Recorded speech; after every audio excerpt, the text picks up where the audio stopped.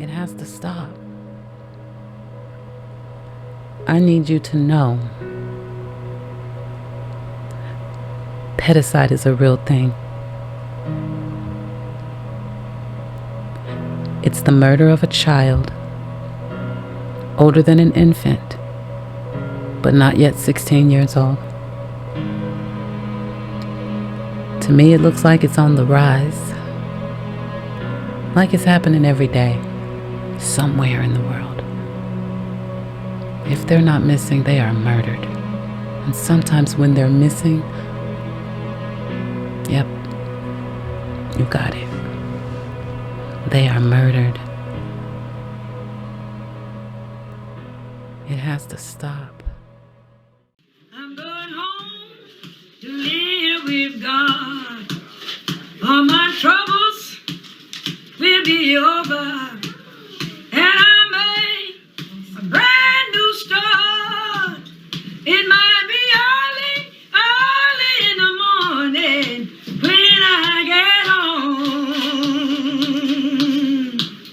When my work on earth is done.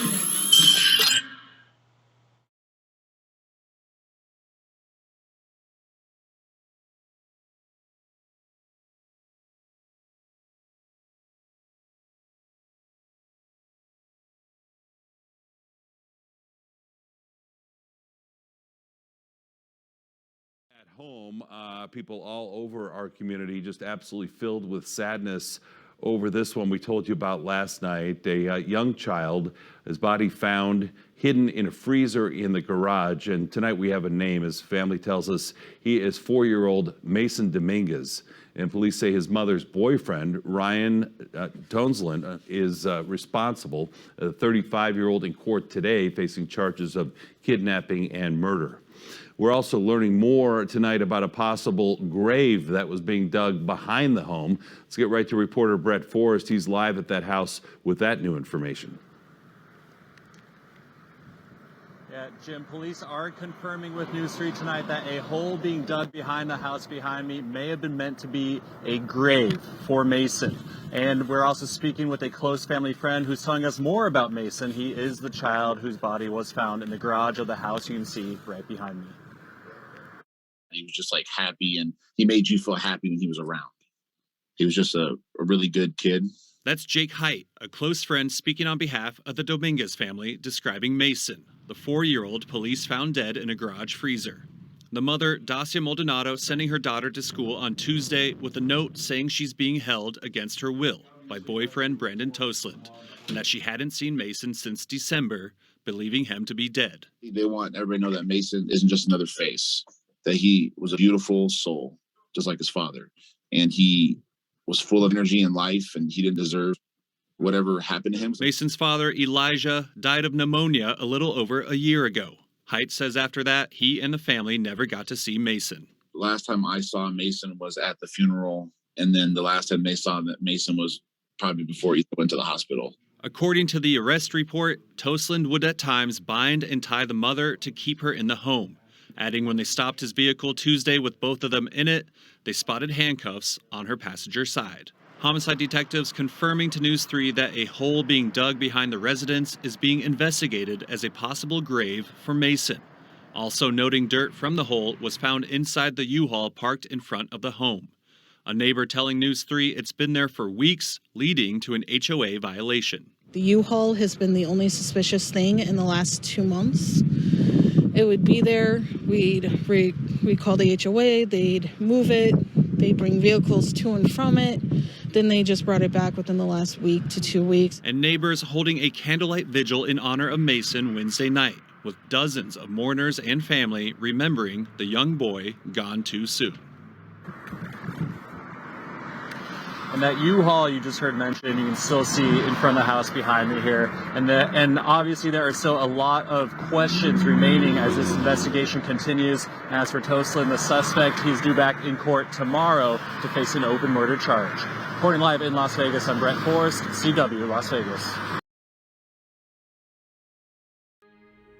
Las Vegas Review-Journal, updated February 23rd, 2022. A man accused of kidnapping his girlfriend and killing her 4-year-old son remained jailed without bail Wednesday, a day after the boy's body was found inside a freezer in a northeast Las Vegas home. The child was Mason Dominguez, according to an online obituary posted by the boy's family. Prosecutors identified the mother's boyfriend as 35-year-old Brandon Tosland, who was arrested Tuesday and booked into the Clark County Detention Center on 2 counts of kidnapping and a murder charge, jail records show. Although authorities have not said how the boy died, prosecutor Tim Faddick said in court Wednesday that Mason had visible injuries when his body was found.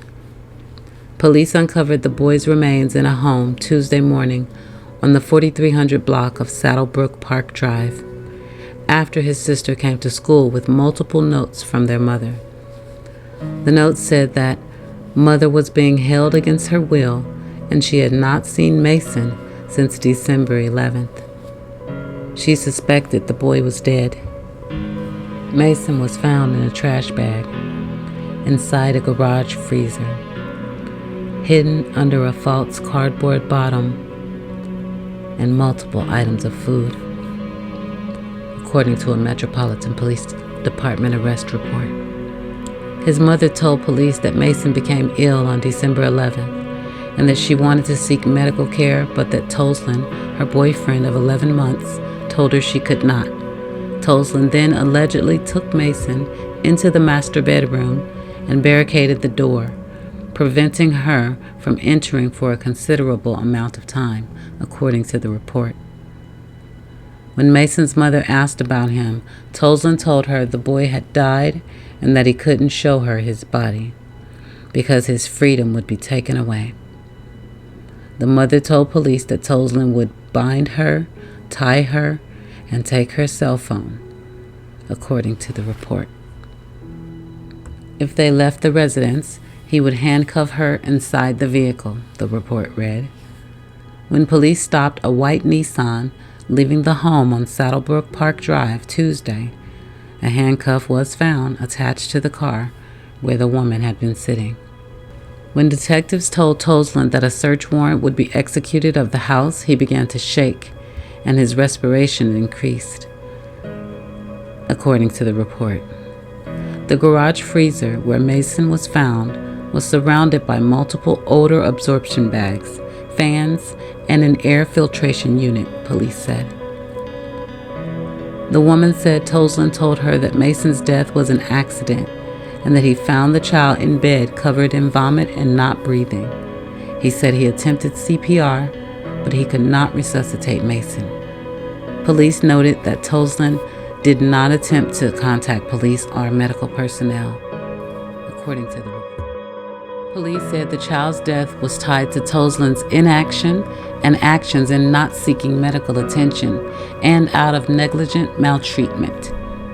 Las Vegas Justice of the Peace, Elena Lee Graham, ordered Tosland to appear in court again on the kidnapping charges on February 28th.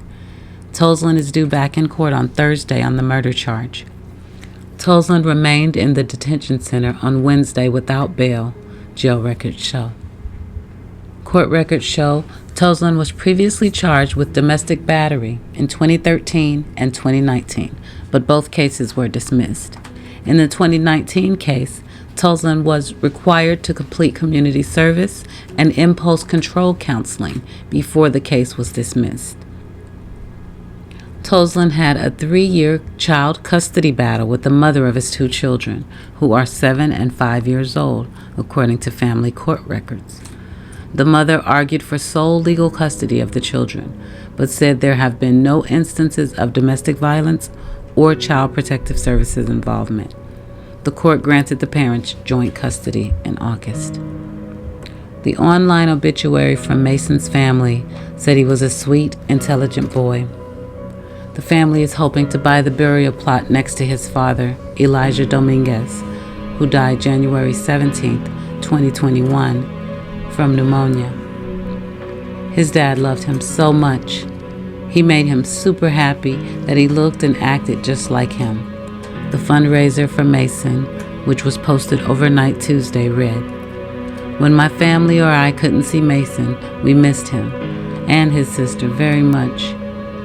But to know we won't ever see Mason again hurts the whole family 1,000 times more. We had always hoped we would be able to see him again, at least once.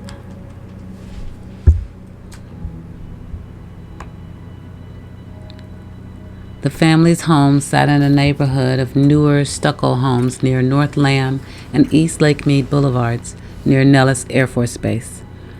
Late Wednesday morning, a Las Vegas officer in a patrol car still watched over Toslin's home, which remained cordoned off by crime scene tape, as Air Force jets cut through the sky above.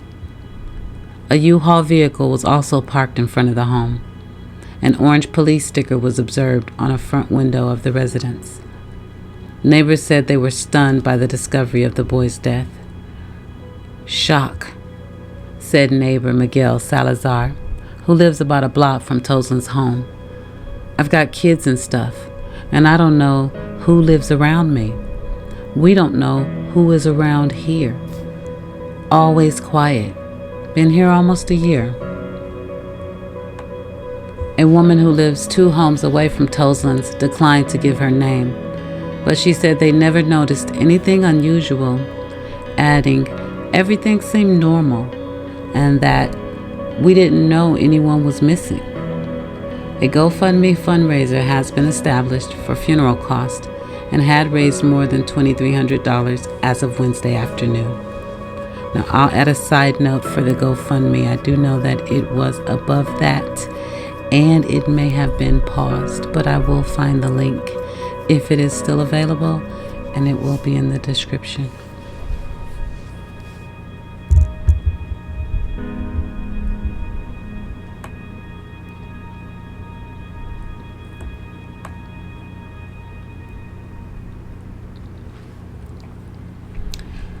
So how sad is this?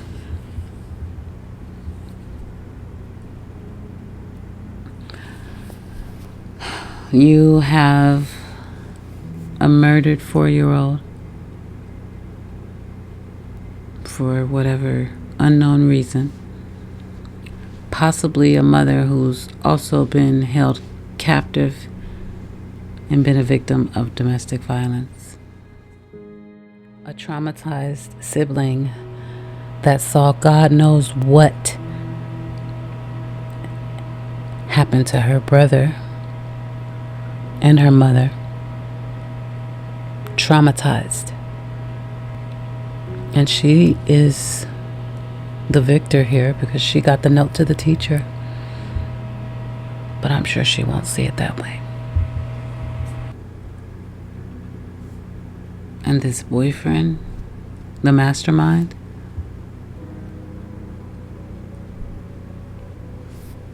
I just don't get it. And from what I understand, this story might get even a little more interesting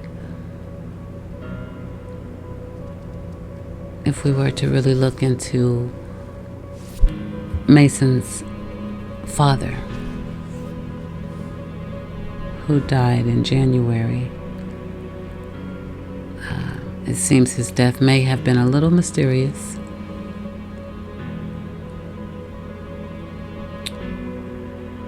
And as you'll hear in one of the news clips, his funeral was the last time anyone really had a chance to see Mason. So it's interesting. But what the hell's going on with this Brandon dude? Now, yeah, there's 3 sides to every story. And we don't know Brandon's. Well, I don't give a damn what his story is about Mason, to be honest. He killed that baby. That part we know, and that's enough for me. But as far as Mason's mother and that relationship, how he was able to have so much control that he could disappear this baby from December to February. And mom can't even get a note out for months. What the hell was going on there? Yeah, that's a whole other bag of worms. And I pray she didn't have to go through that. I really do. But I mean, I guess if I'm praying that, then I'm calling her a liar. But I don't want her to have been abused and hostage and had her son stripped from her in the same home, in another room, murdered and stuffed in a garbage bag in a freezer. I don't want it.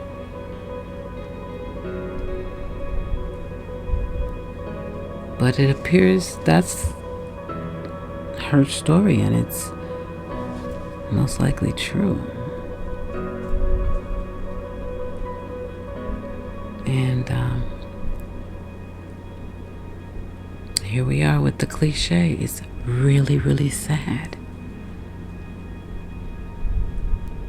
I did see an article that said mental health may have something to do with it. I don't know. I don't know if Brandon had a mental health issue. I don't know.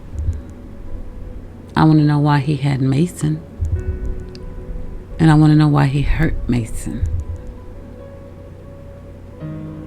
And then everything else beyond that. But for now, of course, we don't know why. We just know that he did it.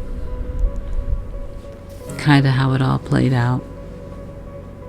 This is a very, very new case. Still unfolding. Very close to home. And I will be following. But for now,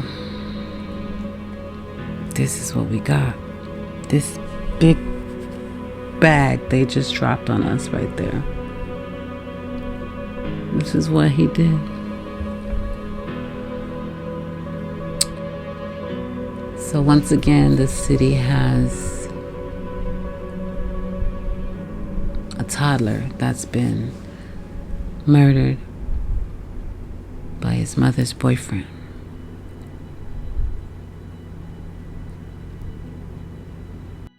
I mean, what gives these guys the right? Or these women? You know, parents use the saying sometimes, I brought you in this world and I can take you out. Well, we don't mean it literally. We shouldn't. But we're also the parent. You damn sure don't have the right. How about no one has the right to take these babies? These are God's children. They are the future. Literally. It has to stop. I need you to know pedicide is a real thing. It's the murder of a child older than an infant, but not yet 16 years old. To me, it looks like it's on the rise. On the damn rise. Like it's happening every day, somewhere in the world. If they're not missing, they are murdered. And sometimes when they're missing, yep, you got it. They are murdered. It has to stop. If you see something, you have to say something. When these babies look abused, neglected, when you hear them crying, be wrong if you have to. But you could be the one to save their life.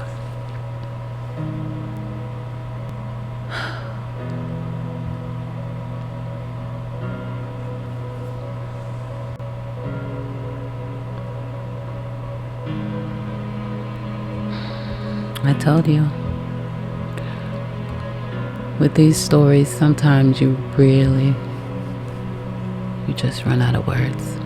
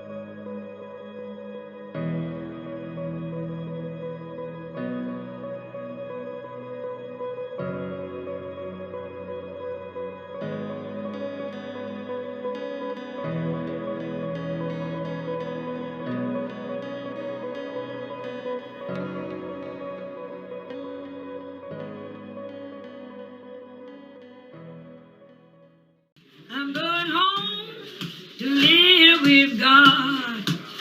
All my troubles will be over, and I made a brand new start. It might be early in the morning when I get home. When my work on earth is done.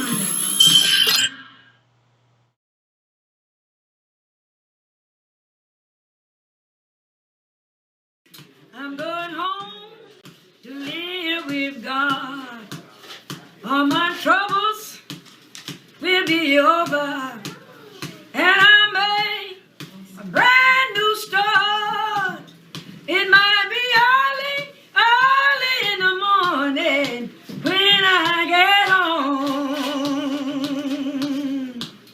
When my work on earth is done, I'm going home to live with God. All my troubles will be over, and I'll make a brand new start. In the morning when I rise, shake the dust off my feet and wipe my weeping eyes. It might be early in the morning when I get home. By and by, that day surely come. Oh, by and by, I'll be somewhere round the throne. Oh, by and by, I'll sing a brand new song. It might be early in the morning when I get home. Oh, by and by, that day sure to come. Oh, by and by, I'll be somewhere round the throne. Oh, by and by, I'll sing a brand new song. It might be early in the morning when I get home.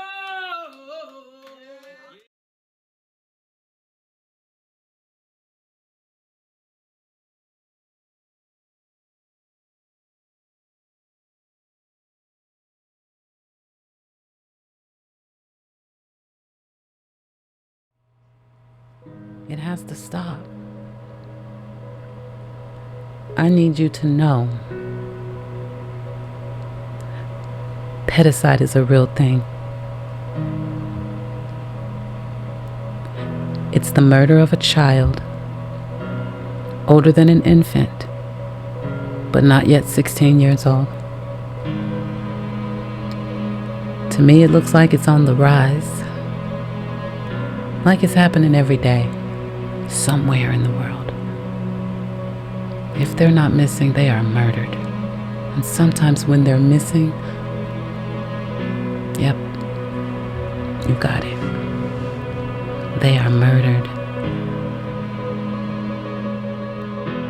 It has to stop.